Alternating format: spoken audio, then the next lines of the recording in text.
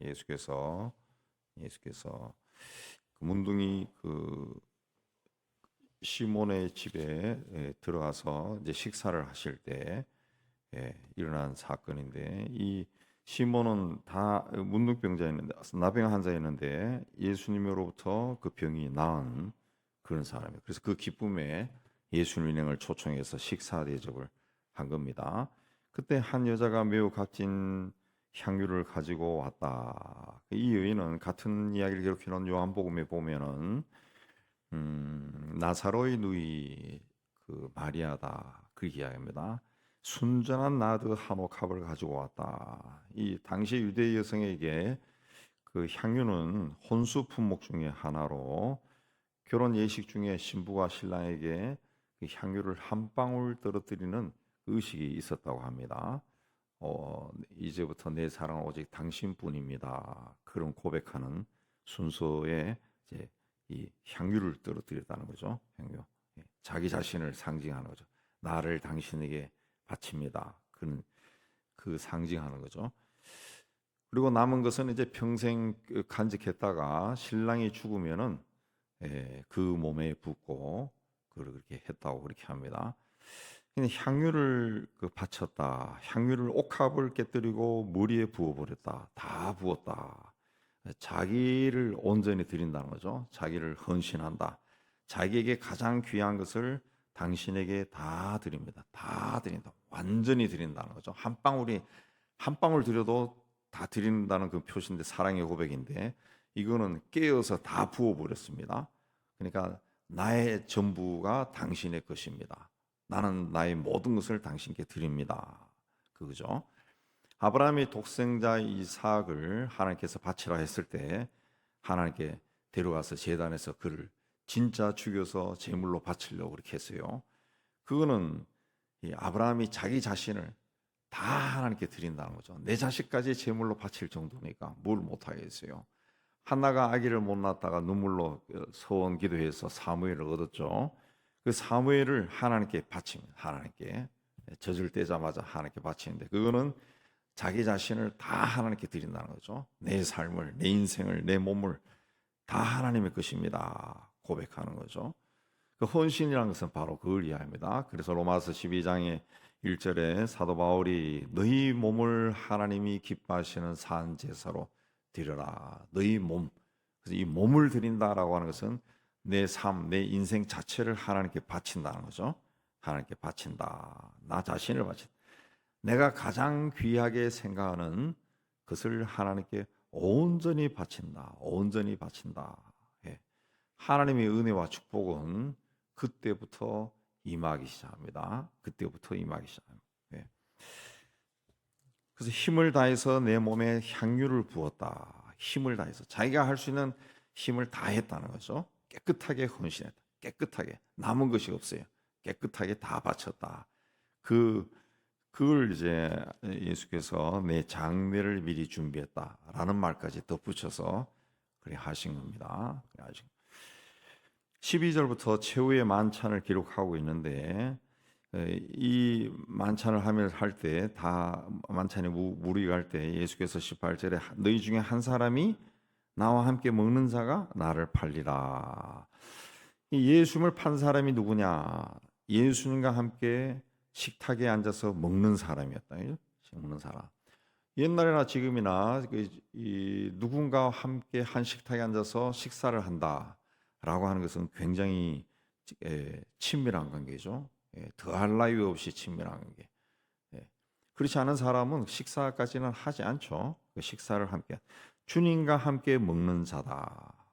그랬어요. 그 사람이 나를 팔리라. 그러니까 19절에 그들이 근심하며 하나씩 하나씩 나는 아니지요. 그렇게 말했습니다. 나는 아니지요.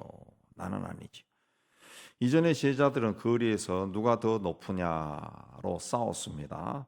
싸워서 예수께서 으뜸이 되고자 하는 사람은 모든 사람의 종이 되어야 된다. 섬김을 받고자 하는 사람은 모든 사람을 섬기는 자가 되어야 된다. 그렇게 가르쳤습니다. 그 말씀을 예수님부터 들었지만은 아마 제자들에게는 그 상처가 남아 있었을 거예요. 누가 더 높으냐. 그러다가 이제 그 숫제 말로 예수님으로부터 한번 꾸중을 받은 거죠. 꾸중을 받았어요. 예, 그래서 저 녀석이 괜히 저 말을 꺼내가지고 그때 말이야 기분 나쁘게 뭐 이런 말 생각들을 했겠죠. 뭐 그런 것들이 남아 있어서 그런지 어쨌든 제자들은 나는 아니지요. 그런 말을 했습니다. 너희 중에 한 사람이 나를 팔 거다. 한 사람씩 돌아가면서 나는 아니지요. 나는 아니죠. 그 말 속에는 뭐가 있습니까? 나는 아니고 다른 사람일 겁니다. 예, 저놈일지도 몰라. 아까 지가 뭐 이 예수님 좌우편 앉고 싶어 했다는 저놈이 분명히 그럴 거야. 아까 그 거세게 항의하던 저 녀석일 거야. 나는 아니지요. 라는 말에는 다른 사람을 판단하는 마음이 들어 있습니다. 적어도 예수님과 함께 오랫동안 함께 생활하고 예수님부터 말씀을 받은 그런 사람이라 그러면은 예수님이 너희 중에 한 사람이 나를 팔 것이다. 그러면은 나는 아니죠가 아니라 아유 주님 무슨 말씀을 그렇게 합니까? 제가 봤을 때 우리 형제들이 다 그런 사람은 없습니다. 그렇게 한다든가 주님 내가 이 굉장히 연약해서 혹 내가 그렇게 할 수도 있을지도 모릅니다. 예. 그러면 그때 차라리 나를 죽여주세요. 뭐 이렇게 한다든가 뭐 그런 말 없이 다 나는 아니지요. 나는 아니지요.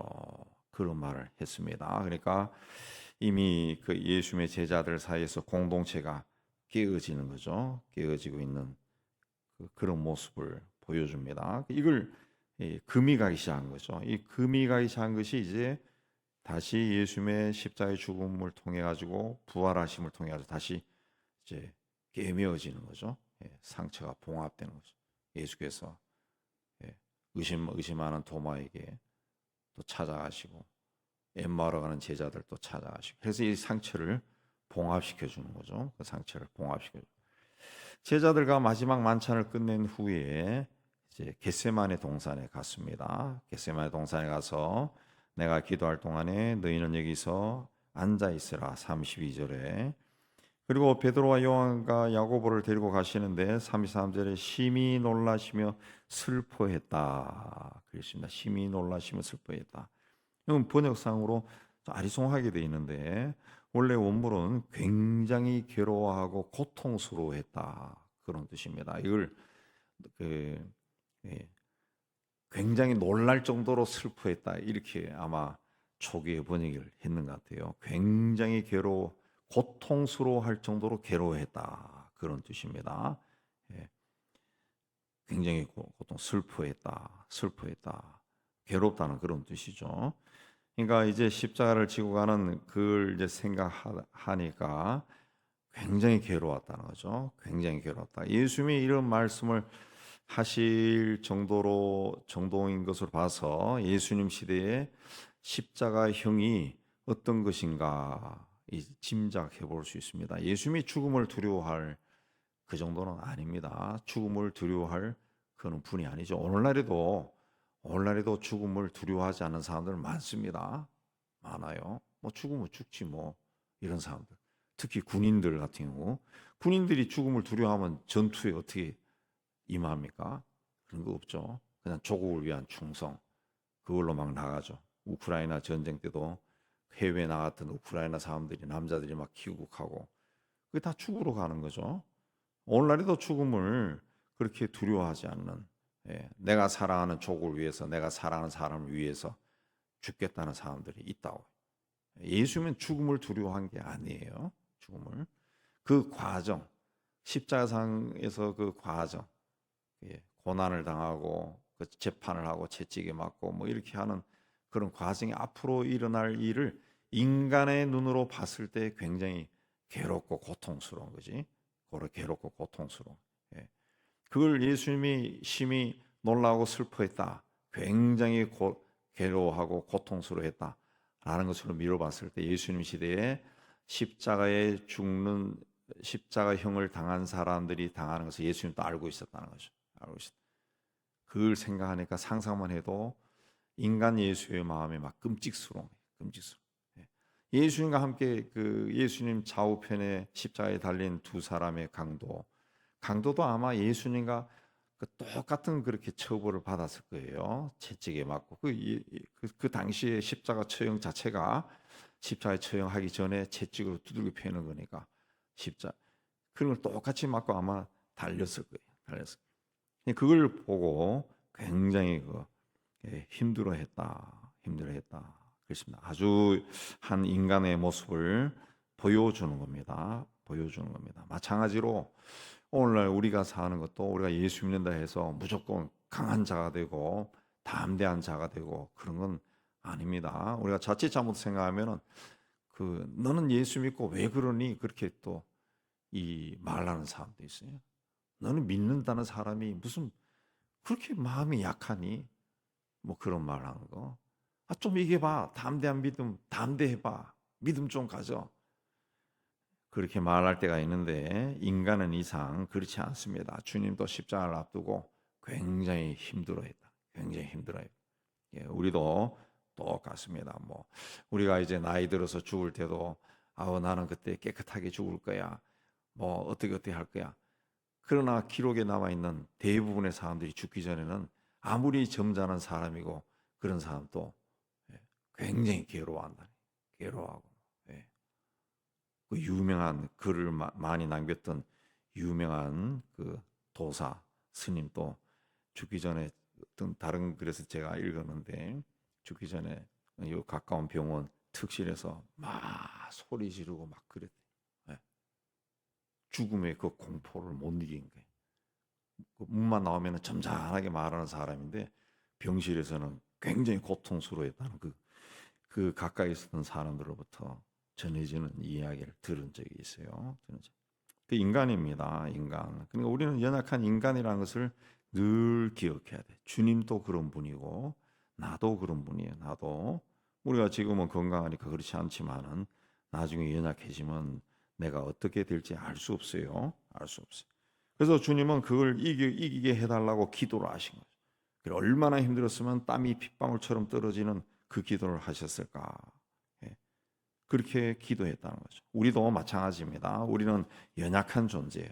이 연약함을 이기기 위해서는 기도해야 기도. 기도해야 우리에게 어떤 그 환난이 닥치고 고난이 닥치고 죽음과 같은 고통이 닥치고 그렇다 할지라도 우리가 그걸 극복할 수 예, 이길 수가 있다. 그렇습니다. 이길 수. 그래서 이 깨어 있으라 했던 그 이유도 깨어 있다는 건 잠자지 말고 깨어 있으라라는 것이 아니라 깨어 있으라 한 것은 정신을 차리고 있으라. 정신 차려. 지금 그렇게 피곤하다고 그냥 막 자빠져서 잘 때가 아니라는 거죠. 깨어 있어라. 그래서 예수께서 잡혔을 때 50절에 제자들이 다 예수를 버리고 도망했다. 그랬습니다.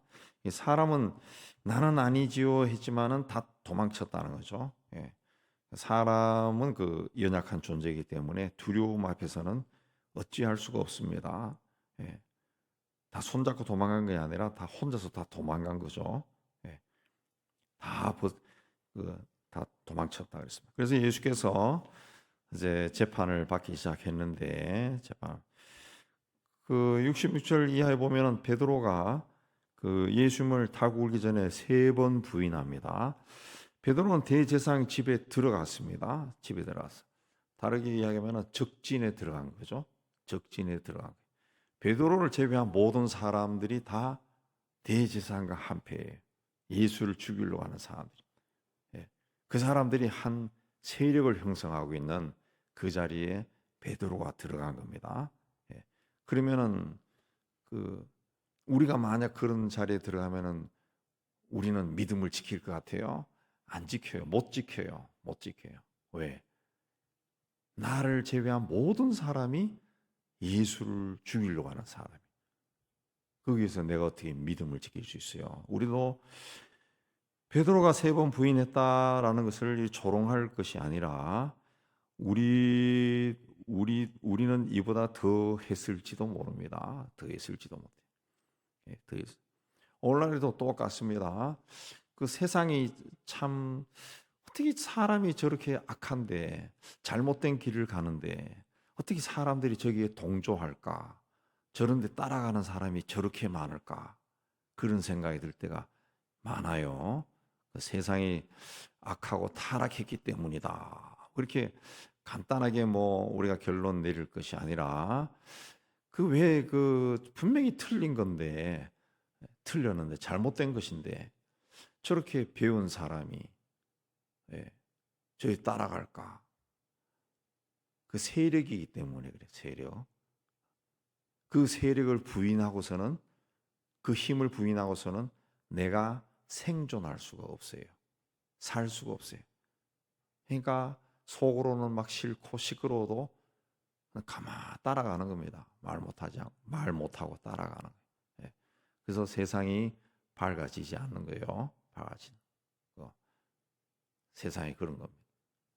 그러니까 그리스도인들은 그럼에도 불구하고 이게 잘못된 곳이고 그 사람들이 아무리 큰 세력을 가지고 있다 할지라도 당신들은 이렇게 하면 안 됩니다. 그렇게 하든가 용기를 내서 아니면은 최소한 그렇게 할 용기가 없으면은 나와야죠. 나와야죠. 네. 내가 이 그룹에 속해 있을 때 굉장한 이득을 얻는다 할지라도 이게 잘못된 그룹이다 싶었을 때는 포기하고 나와야 돼. 나와야죠. 나와서 조용하게 자기가 원래 가지고 있던 그 가치관대로 사는 길로 나가야죠. 사는 길로 떠나야죠. 예, 그 뭐 정치나 사회나 어떤 그룹에서나 마찬가지입니다. 그거 가면은 재미있고 뭐 나에게 유익하고 그러지만은 결국은 자기 인생을 아주 망치는 거예요. 망치는. 예. 사이비단 또 마찬가지입니다. 거기도 추종자들이 중에는 배운 사람들이 지식층들이 있는데 왜 그걸 따라갑니까? 그게 세력이에요, 세력. 근데 한번 그 세력 속에 들어가면은 빠져나오는 것이 굉장히 힘들어요. 힘들어요. 나에게 이익이 되는 것들이 굉장히 많이 있거든. 예, 많이 있거든. 그래서 그 따라가는 사람들 뭐 열 손가락 안에 드는 사람들 중에는 나중에는 그래. 자기는 뭐그 이단 중에서 그런 나오더라. 자기는 이 사람이 메시아라고 믿지 않는다고 말하는 사람도 있더라고. 재판할 때.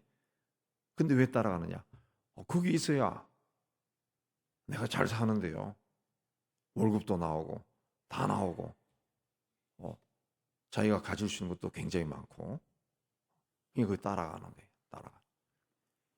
근데 그걸 우리가 부인할 수 있어야 됩니다. 예수님이 십자가 지신 것은 또 다른 이 정치 사회적인 관점에서 측면에서 봤을 때는 그런 면이 있는 겁니다. 다 예수님 반대 세력이에요. 예. 그렇지 않다고 그래요. 그러나 예수님은 아니다 하고 나는 이 길로 가버리는 거죠. 가버린. 그 후에 이 예수의 정신을 이해한 사람들은 예수의 복음을 전하면서 수많은 사람들, 세력을 형성한 사람들이 예수를 부인하라고 이들에게 고통을 줘도 아니요, 아니요 하고 죽어버리죠. 순교를 하는 겁니다. 순교를 하는. 네. 우리에게도 그런 믿음이 좀 있어야 됩니다. 우리 그리스도인들이 그런 믿음을 가지고 살아야 세상의 빛이 되는 것이고 소금이 되는 것이고 맛을 지닌 소금이 되는 것이고 그렇게 사는 사람이 한 사람 두 사람 늘어날 때 어둠의 세력이 거쳐지는 겁니다. 거쳐지는 거예요. 근데 오늘 우리 사회는 그렇지 못하죠. 네. 고위 관료 청문회 할 때 나오는 많은 고위 관료들이 기독교인이라 그러는데 그 사람들이 행한 것은 다 세상 사람들이 하는 방법보다도 더 이 앞선 방법으로 그 재물을 취득하고 그 자리에 올라오고 그런 사람이 너무 많아요. 너무 많아요. 그러니까 세상을 비추는 전등이 꺼져 있는 거죠. 하나 둘 꺼져 있기 때문에 오늘날 세상이 어둠의 세력이 힘을 얻는 거예요. 자꾸 힘을 얻고 아우 세상이 왜 이럴까 그런 말들이 막 나오는 겁니다. 나오는 거예요. 그러니까 누구를 또 이야기하기 전에 나는 아니지요 하기 이전에 우리는 내가 주님 말씀하신 대로 세상의 빛으로 살고 있는가 늘 체크하고, 예, 어떤 세력 한가운데 들어간다 할지라도 베드로처럼 나는 저 사람 몰라 하고 뛰쳐나오지 말고, 그러려면 들어가지를 말지. 예, 뛰쳐나오지 말고 그런 세력 가운데서도 이건 아닙니다 라고 말하든가 아니면은 조용히 나오든가 그렇게 해야 돼. 예, 그게 이제 우리의 믿음을 이 악한 시대, 앞으로 시대는 더욱 점점 더 악해질 겁니다. 어둠의 세력이 힘을 얻어가고, 성경에 나오는 이야기요. 어둠의 세력이 힘을 얻어가면은 믿는 사람들도 자기의 믿음을 지킬 수가 힘들어요. 지키기가. 왜? 내 이익과 관계돼. 내 가족과 관계돼. 내 자식과 관계된 거니까 눈을 감아버리죠. 눈을 감아버려. 우리 여러분 이 시대에 오늘 말씀 쭉 묵상하면서 나는 아니지요가 아니라 내가 그럴 수 있다. 베드로가 벌써 그랬죠. 가룟 유다도 그랬습니다. 나 자신의 믿음을 지키는 여러분이 다 되시기를 주의 이름으로 축복합니다.